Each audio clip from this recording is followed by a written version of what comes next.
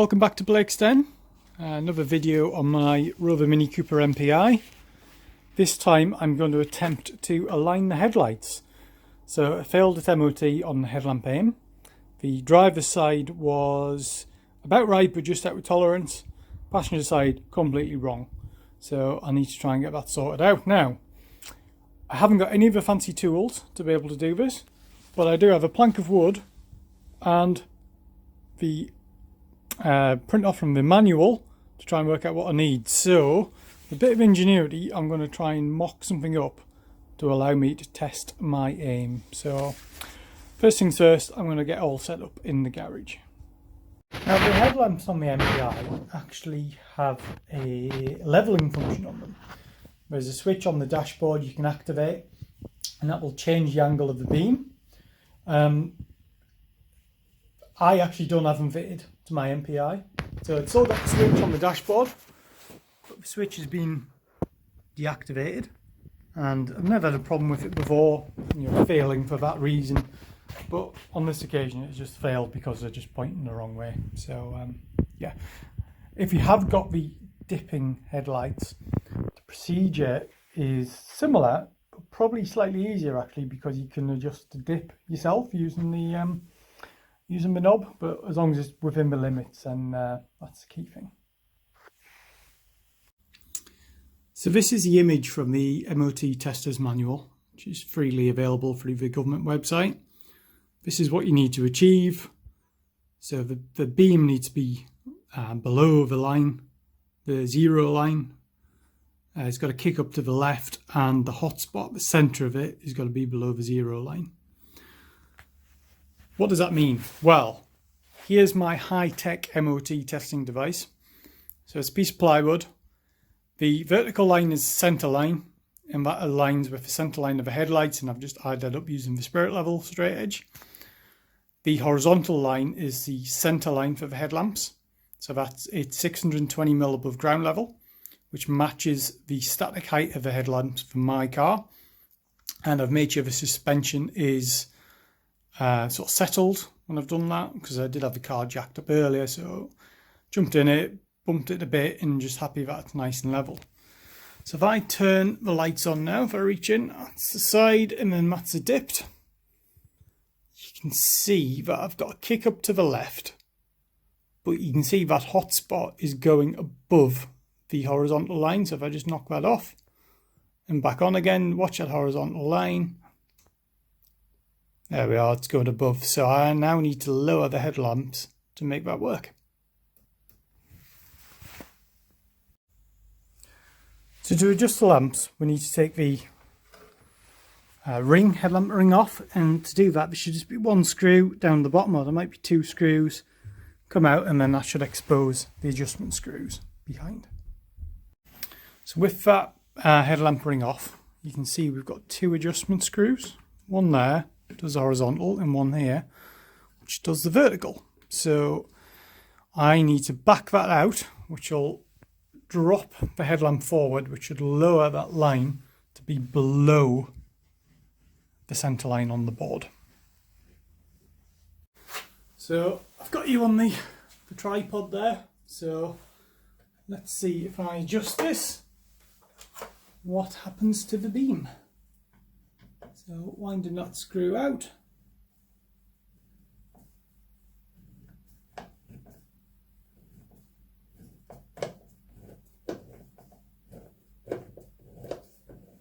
See, the headlamp is dropping.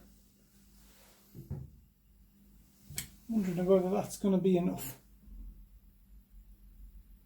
I think maybe you'd touch more actually. Still seems to be a bit high about here.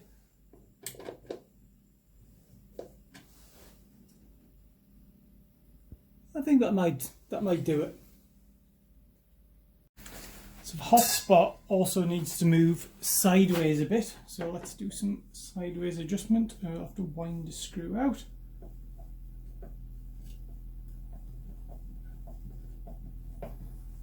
Hopefully it'll move it along a bit. Quite hard to see when you're quite close to it. You've got to sort of take a step back and take a look. definitely moved the hotspot over a bit. I think I've gone too far there. Let's move it back a little bit more.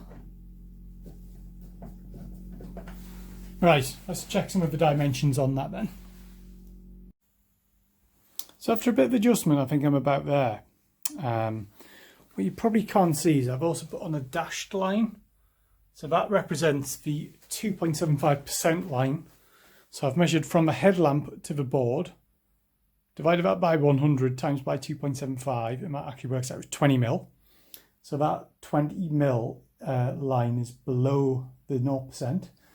And the regs say that you must fail a lamp if the upper edge of a hotspot is below the 2.75 line. And I don't think we are below the 2.75 line. Again, the camera's not really shown us really well because it's shown like massive light rather than actual, a bit more detail. I can see a clear spot. Anyway, let's leave that one and move on to the passenger side because that's the worst one. Straight away, before I've even turned the headlamp on, you can see how skew that one is in the housing. That is completely wrong. That's wound all the way in when it should be pretty much all the way out. So let's turn the lights on and see what the image looks like.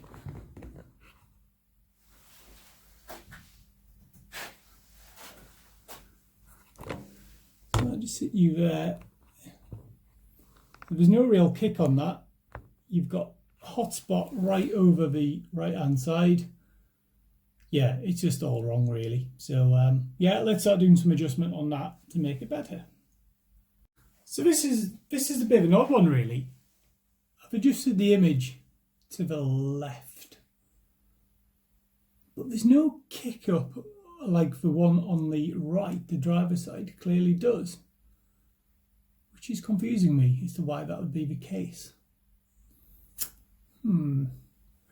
I've got a spare headlamp. I think I'm going to try that and see whether I get any improvement. Well, I had a bit of a fail there. My spare headlamp here, see it says drive left. It's a left-hand drive headlight. And it's a sealed beam unit. It came with a whole load of other spares. The lights on this are not sealed beam. You can actually take the back off and change the bulb. So I've put it back in and it's a bit looser than I want it to be really. So I'm just going to play around and see whether that is half the problem. It's like not seated correctly or something like that. I think that repositioning might have done it, you know. The beams look quite symmetrical now. I think the issue I've got is the beam on the right. You can see that pronounced kick on it. In the beam on the left, I haven't got that pronounced kick, but I think that's just because my garage isn't wide enough, or the car's too close to the garage door. Yeah, they look fairly symmetrical. Hotspot is below the line, so I think that's probably about as good as I'm going to get by hand. I will ask the garage to double check it before we do the MOT proper. Yeah. I think that's definitely looking better than it was before. Retest time, so fingers crossed it passes.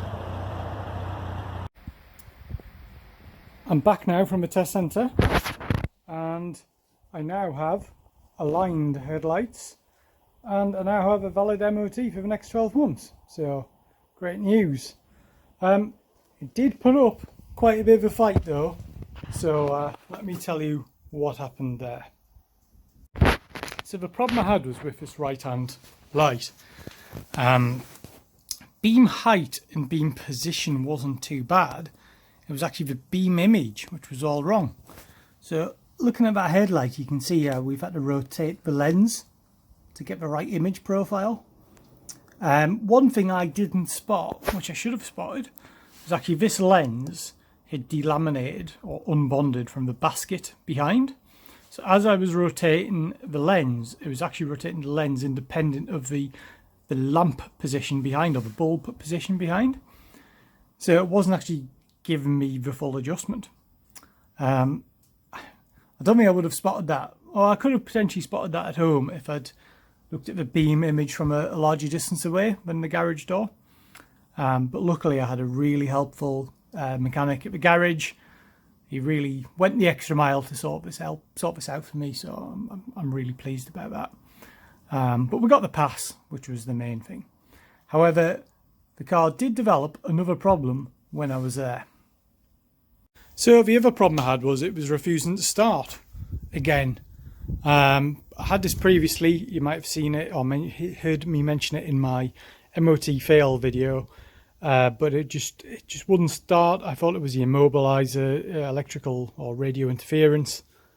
Nope, I managed to solve the problem by wiggling the wires which go into the ECU. So I've definitely got a third problem which I also need to sort out, but that's one for another video. So I think I'll leave it as that for now.